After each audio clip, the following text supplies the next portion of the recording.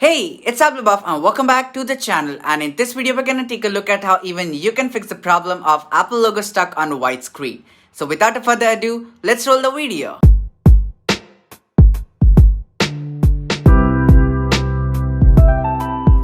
The name of the software is Fixpo by iPhone, and just in case if you don't know about iPhone, well, they are one of the very known companies when it comes to making softwares, plus they are being trusted by professionals. So getting back to the featured product for the day, that's Fixpo software that basically is a professional tool that is designed to fix various iOS related problems easily and quickly, and even ensures no data loss.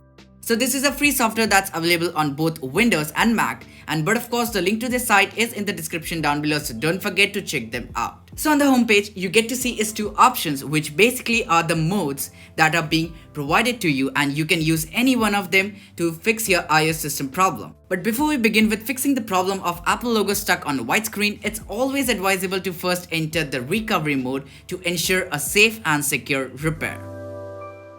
To start off, let's start with standard mode that is capable of fixing most common iOS issues without any data loss.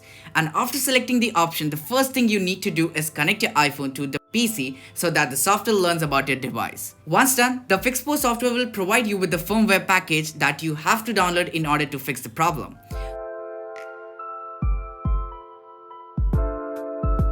Once the firmware has been successfully downloaded, the process of verification and extraction of firmware package will begin. Once done, just tap on start to let the software begin the process of repair.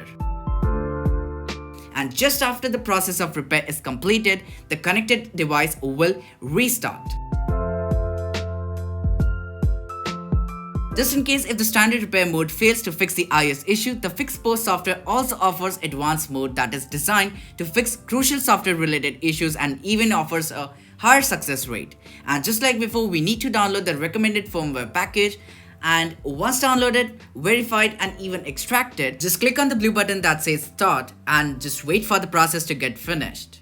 Also, during the process to fix the problem, the software will factory reset the connected iDevice, and just after the process of repair is completed, you can proceed to set up the connected iDevice and even unplug it. So that's how even you can fix any iOS related problem easily and quickly with the help of Fixpo software. So with that being said, this is Buff signing off. Catch you in the next one. Till then, peace.